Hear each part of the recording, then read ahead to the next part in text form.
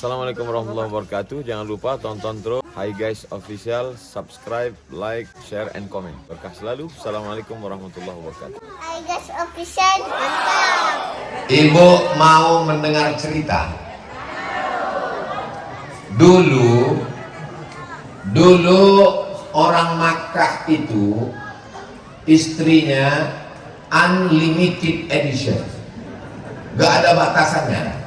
Lalu turunlah ayat, fankihu ma tabalakum minan nisa'i masna wa thulatha wa ruba. Ternyata ibu sudah hafal semua. Jadi kalau mereka menikah 1, 2, 3, 4, 5, 6, 7, 8, 9, 10, lalu kemudian istri pertama melahirkan anak laki-laki yang paling tua, lalu kemudian dia menikah lagi, istri yang terakhir itu yang nomor 10, nomor 12, nomor 15 meninggal ini si bapak, maka istrinya yang terakhir itu diwarisi oleh anak yang pertama. Jadi perempuan itu sama seperti benda, seperti onta, seperti barang yang diwarisi. Sekarang saya tanya, ibu-ibu, kalau bapak meninggal, ibu dapat harta warisan nggak? Dapat. Yang membuat ibu berpindah dari benda yang diwarisi menjadi mewarisi. Dari yang sebelumnya diwarisi menjadi dapat harta warisan. Siapa yang mengangkat harkat martabat ibu? Nabi Muhammad Sallallahu Alaihi Wasallam. Kalau tidak lahir Nabi Muhammad, ibu sampai hari ini tetap dijadikan harta warisan. Jadi yang paling bersyukur kepada Rasulullah itu laki-laki apa perempuan? Ngaku semua ibu-ibu. Makanya ibu lebih banyak berselawat kepada Nabi. Makanya yang paling banyak hadir pengajian laki-laki apa perempuan? Perempuan. Yang paling banyak kalau tabligh akbar itu yang paling semangat laki-laki apa perempuan? Perempuan. Makanya saya ditanya, Ustaz Somad, ya katanya di neraka itu paling banyak perempuan. Betul saya bilang. Tapi di surga juga paling banyak aku. Ibu perbanyak selawat sebagai ungkapan terima kasih kepada Nabi Muhammad Sallallahu Alaihi Wasallam. Yang kedua, man ala salasa banatin, siapa punya 3 anak perempuan, fa'addabahunna, dididiknya dengan baik, wa zawwajahunna, dinikahkannya dengan orang baik, wa ahsana ilaihinna, dia buat baik sampai mati, falahul jannah, surgalah tempatnya. Dulu kalau punya anak perempuan dikubur hidup-hidup, makanya turun ayat, wa idzal mau'udatu su'ilat bi ayyi dzambin qutilat. Anak perempuan nanti dihidupkan, innama amruhu idza arada syai'an ayaqula lahu kun. Hai anak perempuan, kenapa kalian dikubur hidup-hidup? Seandainya tidak datang Nabi Muhammad, ini tidak ada ibu-ibu, senang dikubur hidup-hidup semua. Maka datanglah Nabi Muhammad. Apa kata Nabi? Siapa yang punya 3 anak perempuan, dididik dengan baik, maka masuk surga. Yang sebelumnya malu punya anak perempuan, dikubur hidup-hidup. Begitu Nabi datang, yang punya 3 anak perempuan sudah dapat kunci surga. Ibu yang sudah punya anak 3, kunci surga. Yang baru 2, tambah 1 lagi. Mudah-mudahan anak ibu solihah semua. Amin. Lalu kemudian yang ketiga, bagaimana Allah mengangkat harkat martabat perempuan. Husnu taba'ulil mar'ati li zawjiha. Seorang perempuan yang baik mengurus keluarganya, suaminya, anaknya, berkhidmat dengan baik lillahi ta'ala, maka pahalanya sama seperti suaminya yang berjihad fisabilillah. Kenapa kami perempuan ini Pak Ustaz hanya di rumah saja? Waqarna fi buyutikunna, hendaklah kamu berada di rumah. Saya diceritakan kawan saya yang baru pulang dari Tarim, Hadramaut, Yaman. Ustaz Somad, di sana perempuan itu keluar rumah cuma 2 kali. Kapan? Ketika ada acara menikah dan meninggal dunia. Selain itu mereka di rumah menjaga kehormatan dirinya. Ibu-ibu malam ini keluar rumah tapi tetap menutup aurat. Banyak perempuan sekarang keluar rumah tidak menutup aurat, salah pakai make up, sebelah kanan hijau, sebelah kiri biru. Tapi ibu alhamdulillah menutup aurat. Innal mar'ata, sesungguhnya perempuan, idza balaghatil mahid, kalau sudah sampai usia mohon maaf menstruasi, la yasluh la an yura minha, tak boleh nampak dari tubuhnya illa hadza wajah wa hadza telapak tangan, zahiruha wa batinuha, batin bagian dalam, zahir bagian luar. Alhamdulillah ibu semua menutup aurat. Sampai anak-anak kecil pun diajarkan menutup aurat supaya biasa. Allah bisa karena biasa. Yang keempat, seorang perempuan yang melahirkan anak, meregang nyawa, meninggal dunia, maka matinya mati syahid. Apa makna mati syahid? Dia merasakan kematian hanya seperti cubitan lembut di atas kulit. Padahal kita selalu berdoa, Allahumma hawin alaina fi sakaratil maut. Mati syahid itu tidak sakit. Ustaz kok tahu? Saya pernah mimpi mati syahid. Tiba-tiba pas saya sedang tausiah, datang orang masuk membawa senjata, ditembaknya saya, pelurunya tembus pas ke jantung saya pun mati.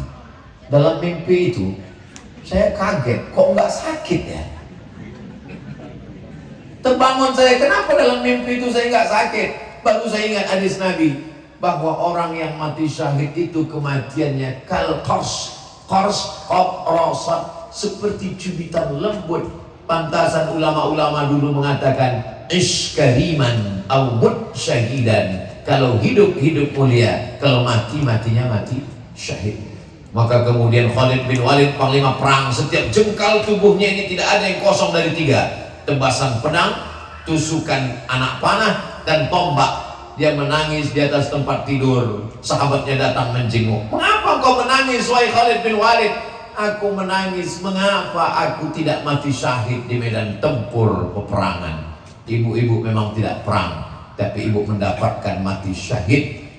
Andai dia tidak mendapatkan syahid, dia dapat pahala syahid. Seorang ibu Palestina menangis anaknya meninggal karena perang melawan Israel. Datanglah orang menasehatinya, ibu jangan nangis bu, anak ibu sudah mati syahid, ibu jangan berduka ya bu. Apa kata dia? Aku menangis bukan karena anakku mati syahid, aku menangis kenapa yang syahid cuma seorang, kenapa tidak semuanya mati syahid. Insya Allah anak ibu akan mempertahankan negeri ini, membela ulama, menolong orang yang susah, pahalanya mengalir sampai hari kiamat insya Allah. Yang kelima, perempuan-perempuan yang menjaga keluarganya, harkat martabat dirinya, maka dia dinamakan Allah Subhanahu wa Ta'ala sebagai al-jannatu, surga tahta aqdamil ummahat, surga di bawah telapak kaki babysitter.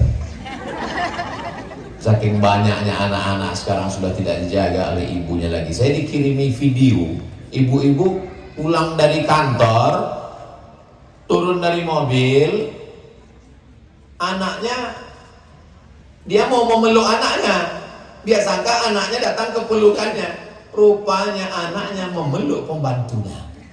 Menangis ibu melelehkan air mata. Kalau ibu-ibu belum dapat videonya, nanti saya share. Kenapa? Karena dia sangka semua bisa dibayar dengan uang. Ada satu yang tidak bisa dibeli. Apa dia? Kasih sayang. Sampai hari ini belum ada mall yang menjual, dijual kasih sayang. Kasih sayang hanya bisa dibeli dengan pengorbanan, tetes peluh keringat dan air mata. Dan ibu alhamdulillah mendapatkan itu semua. Jangan jual kasih sayang hanya dengan materi yang tidak seberapa, karena penyesalannya nanti tidak berkesudahan. Di hari tua kita dititipkan mereka ke tempat yang menurut anak-anak kita, mama tinggalnya di sini aja ya, di sini mama makanannya lebih terjamin. Meleleh air mata kita. Aku mau di rumah sama kamu dengan cucu-cucuku. Enggak mah, kamu di sini aja. Kenapa?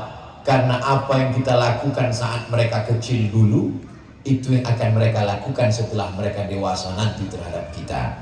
Sebagaimana kita mengatakan, kau lebih baik dijaga ini daripada aku yang menjaga, maka mereka pun juga bisa berkata di hari tua kita, mama lebih baik dijaga dia daripada aku.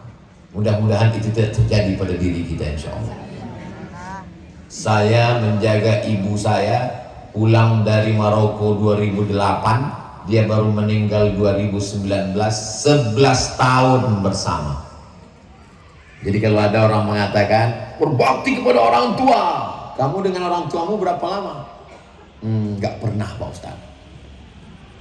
Tadi dalam perjalanan Ustadz Munib Godal sampai bingung melihat saya karena jalannya huruf S semua, tapi saya tidur. Itu memang Parigi Mauto.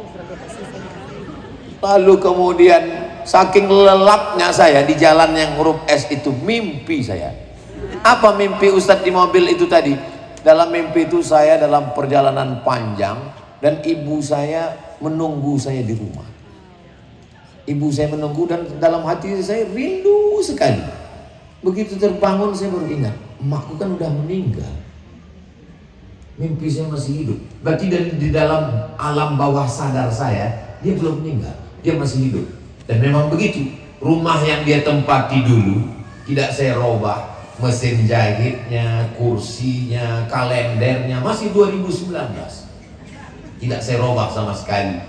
Tidak saya sewakan, tidak saya koskan, saya biarkan kosong. Kalau saya rindu, saya datang ke situ. Saya sholat di tempat sholatnya, saya baca Al-Qur'annya, saya cium mukenanya. Tidak dapat dibeli dengan uang. Kalau ibu besarkan dia dengan kasih sayang, sampai mati pun ibu dia akan kenang. Tapi kalau ibu besarkan dia dengan materi, maka materi akan berakhir. Kalau mama sayang, dia belikan gadget. Kalau mama sayang, dia belikan handphone. Kalau mama sayang, dia belikan HP. Kalau nggak dibelikan berarti tidak. Besarkan dia dengan kasih sayang, besarkan dia dengan cinta, besarkan dia dengan maulid. Saya ini adalah anak-anak maulid. Dimanapun ada acara maulid, Barzanji, saya ikut dengan emak. Saya ikut pergi acara maulid. Ustaz waktu itu udah tahu makna maulid? Enggak tahu. Terus kenapa ikut? Ada pembagian telur ayam. Jadi kalau maulid ada bagi telur ayam, pulut, ketan, segala macam, itu hanyalah untuk membiasakan anak kita dari sejak dini mengenal Nabi Muhammad Sallallahu Alaihi Wasallam. Yang keenam, apa kata Nabi Sallallahu Alaihi Wasallam tentang orang-orang yang durhaka kepada orang tua? Kalau ada peminum khamar di dunia ini hidupnya tenang, nyaman, kaya raya, azabnya nanti di akhirat. Kalau ada pencandu narkoba, pezina, pemabuk yang hidupnya di dunia ini senang, azabnya di akhirat. Tapi ada satu dosa di dunia dapat, di akhirat dapat lagi. Apa dia? Durhaka pada orang tua. Orang yang durhaka di dunia dapat, di akhirat dapat. Ustaz, ya, di dunia sudah dapat, di akhirat kok dapat lagi. Di dunia itu baru DP-nya, nanti cashnya di akhirat. Makanya kata Nabi, ala adullukum ala akbaril kabair. Maukah kamu aku tunjukkan dosa terbesar di antara dosa besar? Apa itu ya Rasulullah? Al-Isyraq, syirik kepada Allah. Insya Allah kita semua sudah selamat dari syirik. Tapi yang nomor 2 ini mengkhawatirkan. Apa dia? Uququl walidain, durhaka kepada orang tua.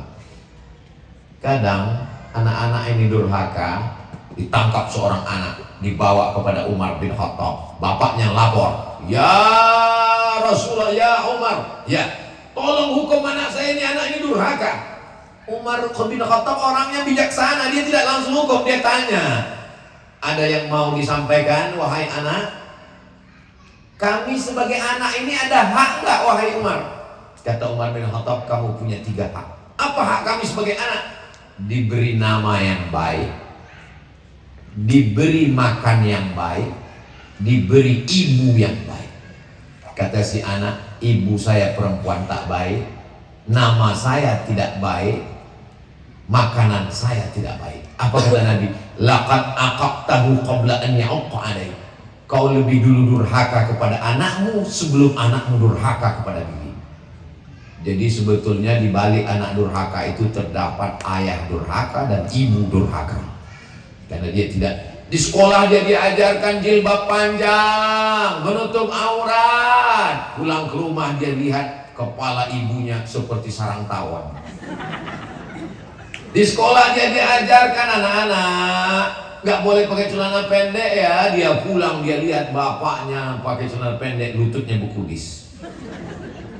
Akhirnya anak confused, bingung dia mana yang benar antara sekolah. Makanya banyak sekolah membangun istana pasir tepi pantai. Cantik istana di tepi pantai, tapi orang tua seperti ombak yang menghanyutkan, meluluh lantakkan itu semua. Dan itu tidak terjadi di Palu, karena di Palu ibunya sudah menutup auratnya semua, Masya Allah. Entah malam ini saja, wallahu a'lam. Yang ketujuh, ketika Nabi Shallallahu Alaihi Wasallam melihat perempuan-perempuan yang banyak melalaikan sebagai tanggung jawab kepada suami, maka turunlah ayat Al-Mu'minun wal-Mu'minat ba'duhum awliya'u ba'd. Laki-laki dengan perempuan kewajibannya sama. Dalam hal apa? Ta'muruna bil ma'ruf wa tanhauna 'anil munkar. Ibu kok nggak ngelarang anak ibu pacaran? Tanggung jawab bapaknya. Ibu enggak. Ibu. Selama ibu masih rajin bertanya, Assalamualaikum ibu. Waalaikumsalam. Kamu siapa? Datang dari mana? Anak siapa? Mau ngapain ke sini? Mau anak berapa? Pulang jam berapa? Mau mesti tanya. Selama ibu masih rajin bertanya, Masya Allah, ibu adalah security yang the best. Nggak apa-apa di handphone ibu, nanti ketika ibu miss call anak ibu, kok nggak diangkat ya? Oh, handphonenya tinggal di atas tempat tidur. Dia lihat nama ibu ternyata di handphonenya bukan mama, tapi apa? Security. Nggak apa-apa, ibu sudah menjadi security yang menyelamatkan anak dari neraka jahanam. Tapi ketika ibu sudah diam, Bu, anak ibu tadi saya lihat dibawa orang ke mall. Nggak apa-apa. Dia kabarnya kemarin saya lihat dibawa motornya sampai pulang jam 12 malam. Pagi juga ikhlas. Pak Haji, kami bawa anaknya ya. Jangan. Selangkah dari rumah ini dibawa laki-laki yang tidak mahram, selangkah juga saya nanti masuk neraka jahanam. Jangan bawa. Datang ibunya dari dapur. Nggak apa-apa bang, kita dulu lebih parah dari itu. Ba'duhum awliya'u ba'd. Kalian akan saling tolong menolong, menjaga. Kullukum ra'in, kepala rumah tangga, kamu pemimpin.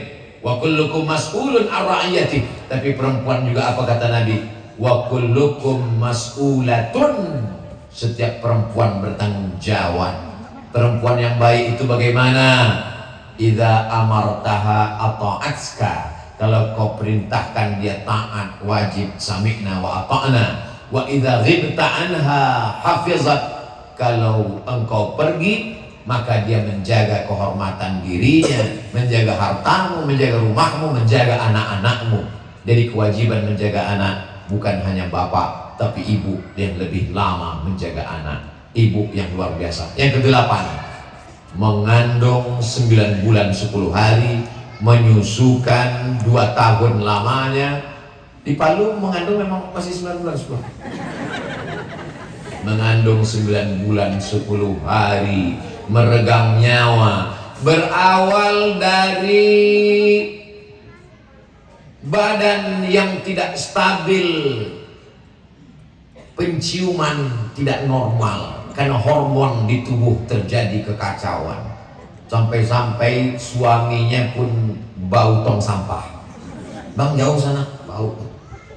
Padahal dulu itulah laki-laki yang tak dapat ditinggalkannya. Kaulah bulan, kaulah bintang, siang malam terbayang-bayang, makan tak kenyang, tidur tak lelap. Tapi begitu terjadi perubahan hormon pada tubuhnya, semua dia cium bau busuk. Lalu kemudian rahimnya, mohon maaf, mulai janin membesar di dalam. Karena janin membesar, ususnya tertekan, makannya tidak enak, jantungnya tidak normal, nafasnya sesak. Karena semakin besar, tulang belakangnya membengkok, akhirnya dia melahirkan patah-patah tulang rusuknya, meregang nyawa, tak dapat dibalas dengan apapun. Maka Al-Quran mengatakan wahnan ala wahnin, lemah di atas lemah. Tidak ada lagi yang lebih lemah daripada perempuan yang mengandung, lemah di atas lemah. Ini nanti kalau saya ceritakan terus, ibu ngomong, Ustaz ini kayak pernah aja merasakan. Inilah yang tidak bisa ditafsirkan oleh laki-laki walaupun dia ahli tafsir, karena ini berbicara tentang rasa. Kata-kata sehebat apapun saya susun tak dapat mewakili rasa sakitnya melahirkan. Kenapa? Ibu akan berkata, karena rasaku belum tentu rasa. Makanya anak perempuan biasanya lebih sayang pada ibunya daripada anak laki-laki. Kenapa?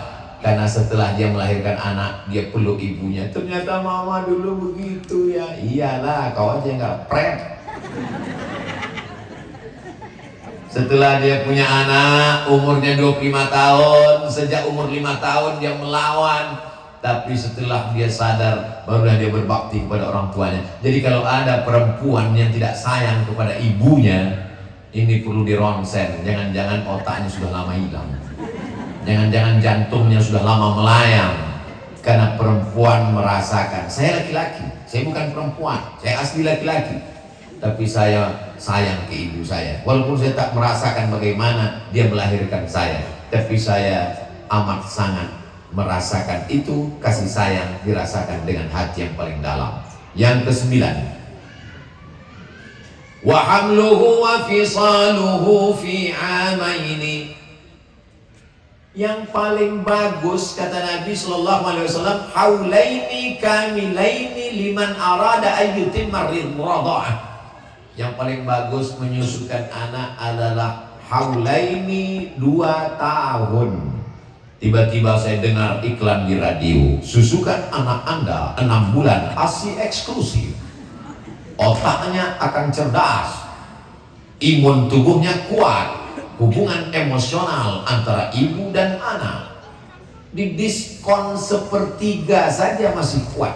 Selamat tulangnya dari osteoporosis, didiskon jadi 6 bulan saja, begitu kuat. Apalagi 2 tahun. Ternyata tulang tengkorak kepala sempurna pertumbuhannya setelah 2 tahun. Mau ditawar hukum Allah, tiba-tiba diganti dengan susu kambing. Jangan heran anak-anak hari ini berbakti kepada diganti ke susu kaleng. Alhamdulillah. Kecuali dalam keadaan darurat tingkat tinggi tidak dapat, kecuali pilihannya cuma 2, antara mati atau alternatif. Boleh, tapi selama tidak sehat walafiat, maka kita laksanakan. Karena ada hikmah-hikmah yang luar biasa. Yang paling terpenting di antara menyusukan anak ini adalah terjalinnya hubungan emosional ibu dan anak. Saya heran anak saya ini Pak Ustadz ya, dia lebih mau curhat sama pacarnya daripada saya, lebih mau cerita tentang kepribadiannya dengan temannya daripada saya.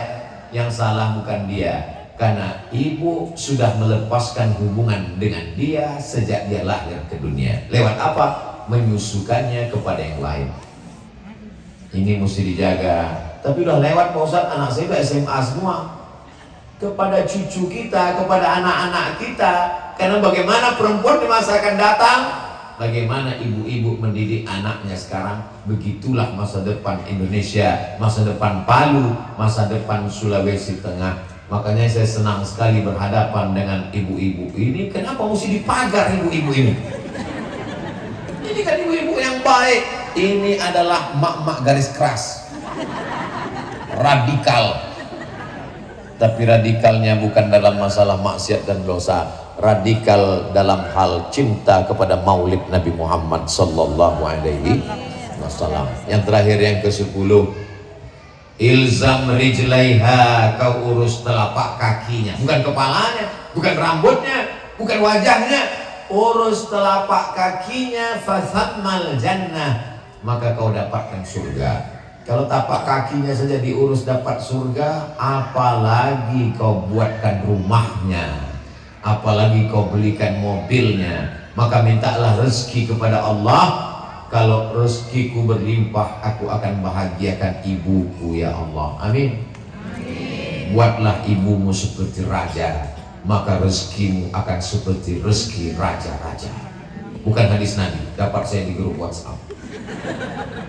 Saudara yang dimuliakan Allah Subhanahu wa taala, malam ini kita sedang mengenang Rasulullah memperbaiki kehidupan kita di masa akan datang, supaya kita diridhoi Allah. Hidup hanya sejenak, hidup hanya singkat, semua akan berakhir. Tidak ada pesta yang tidak ada bubar. Setiap orang ada zamannya, setiap zaman ada orangnya, setiap tokoh ada masanya, setiap masa ada tokohnya. Akhirnya kita mati menghadap Allah Subhanahu wa taala. Yang kita bawa hanya iman dan amal soleh. Illal ladzina amanu wa amilus solihat.